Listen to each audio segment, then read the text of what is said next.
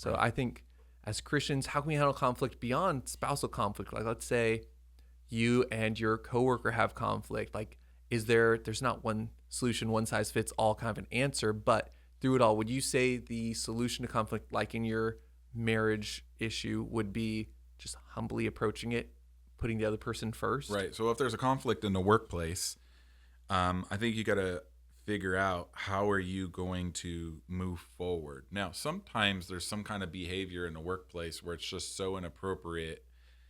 I don't know if you can move forward. If there was like some kind of touching that shouldn't have happened or something like that, or Your some kind boss of comes up words. to you and grabs your Yeah, if hand and there's says, a "Honey, level of darling." harassment, that's not kind of where I'm trying to talk through. That might take like legal action in HR. But what I am trying to say is during the spats or the frustration, because there will be times where people will irk you, you've got to decide how am I going to work with this person and bury the hatchet. So I don't come at them trying to uh, attack them at least on a workplace level, not a physical level, of course, but attack them metaphorically or fight with them. You want to get along. You got to get along in the office space. You got to be productive. You got projects to do. You got results to have.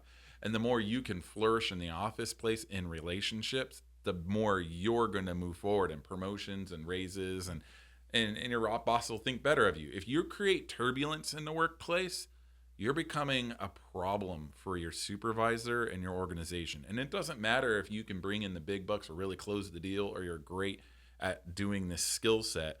If you're making all the other staff miserable because you can't get along, you've got to figure that out because that will mess up the workplace environment. And part of that is learning people's personality types.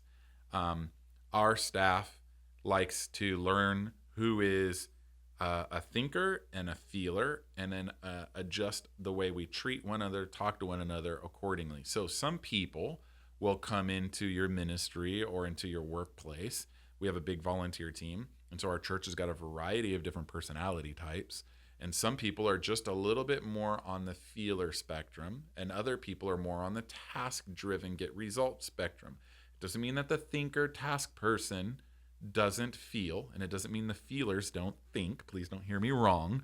But it just means one puts logic in front of feelings, and the other puts feelings in front of logic, like in the stacking order. And so they're going to feel this cup, how it feels in your hand before they'll think about how this is meant to drink out of, right?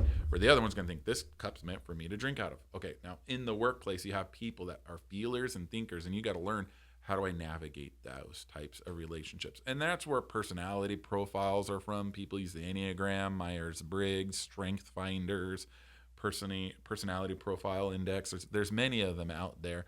I had a coworker that I learned through doing the Myers-Briggs that she will always put the relationships she has with vendors and with people in the office place before the task and results.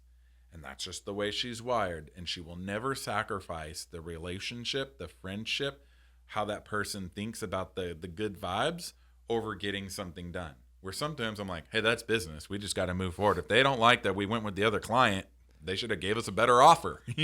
Doesn't matter. They're my friend. They were 2 times more expensive. Where she'd be like, yeah, but they're my friends. And it's like, And so you just got to learn how people work together, how they're wired. And that might help you settle that. And then also, I think in the workplace, and then this is in relationships in general, the way we look at something.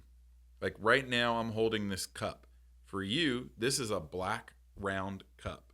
For the person sitting on the other end of the coffee cup sees a handle facing them. And then from this angle, there's a logo on the side of the cup. You don't see a logo. You don't see a handle. They see a handle. They see a logo.